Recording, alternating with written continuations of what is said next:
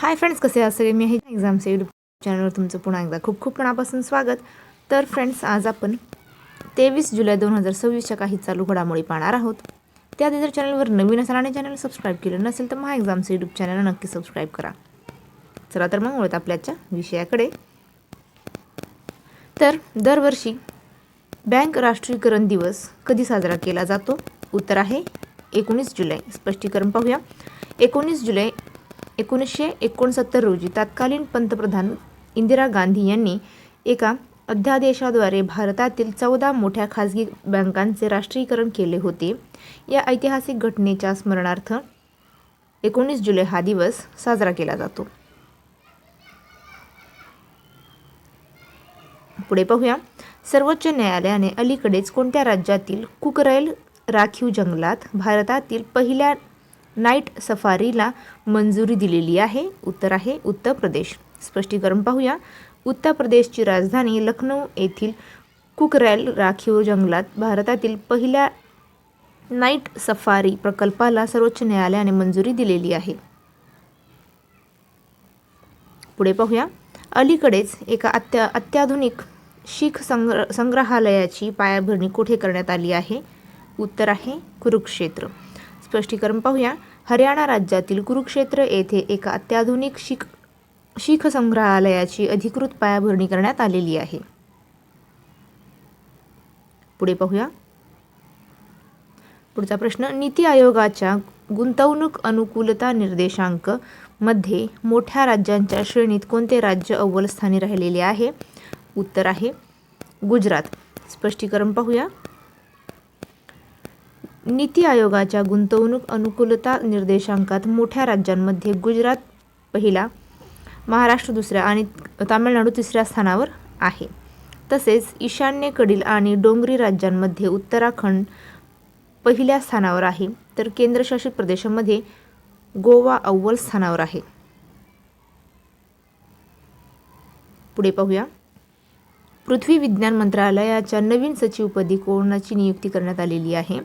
उत्तर आहे डॉक्टर श्रीनिवास कुमार तुमला यांची नियुक्ती करण्यात आलेली आहे.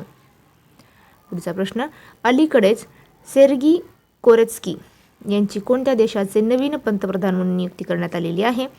उत्तर आहे युक्रेन. स्पष्टीकरण पाहूया.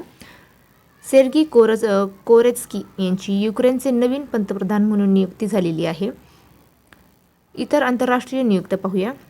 मॅटे फेडरिकल्सन सलग तिसऱ्यांदा डेन्मार्कच्या पंतप्रधान बनले आहेत, तर अहमदो अल अमिनोलो यांची सेनेगलच्या पंतप्रधानपदी नियुक्ती झालेली आहे.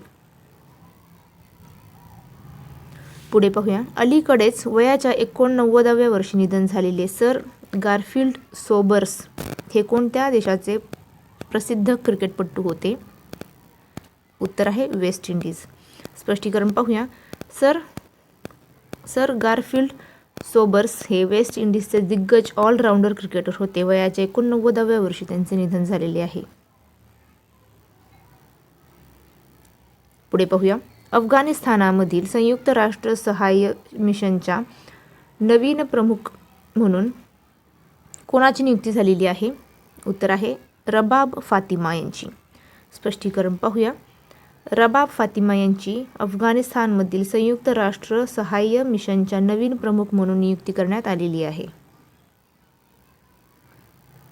पुढे पाहूया. भारताचे पहिले खाजगीरित्या विकसित केलेले प्रक्षेपण यान विक्रम-1 हे विक्रम-1 चे यशस्वी प्रक्षेपण कोठून करण्यात आलेले आहे? उत्तर आहे श्रीहरिकोटा, आंध्र प्रदेश येथून. स्पष्टीकरण पाहूया. स्कायरूट एरोस्पेस या खाजगी स्पेस स्टार्टअपद्वारे विकसित केलेल्या भारताच्या पहिल्या खाजगी रॉकेट विक्रम-1 चे यशस्वी प्रक्षेपण आंध्र प्रदेशातील श्रीहरिकोटा येथून करण्यात आलेले आहे. पुढे पाहूया. महिला हॉकी विश्वचषक 2026 चे आयोजन संयुक्तपणे कोणत्या देशांमध्ये केले जाणार आहे? उत्तर आहे बेल्जियम आणि नेदरलँड. स्पष्टीकरण पाहूया. 2026चा महिला हॉकी विश्वचषक बेल्जियम आणि नेदरलँड या दोन देशांमध्ये संयुक्तपणे आयोजन केले जाणार आहे. पुढे पाहूया, निवडणूक आयोगाद्वारे अलीकडेच अखिल भारतीय प्रसार माध्यम परिषद कोठे आयोजित करण्यात आली होती? उत्तर आहे दिल्ली येथे. भारतातील पहिले आणि सर्वात खोल भूऔष्णिक विहिरी अलीकडेच कोठे कार्यान्वित झाल्या आहे? उत्तर आहे लडाख येथे. पुढे पाहूया, वैश्विक बुद्धिबळ दिवस कधी साजरा केला जातो? उत्तर आहे 22 जुलै. स्पष्टीकरण पाहूया, आंतरराष्ट्रीय बुद्धिबळ महासंघची स्थापना 20 जुलै 1924 रोजी पॅरिस, फ्रान्स येथे झाली होती. त्यामुळे दरवर्षी 20 जुलै रोजी विश्व बुद्धिबळ दिवस साजरा केला जातो. 2024 मध्ये शताब्दी साजरी केली गेली.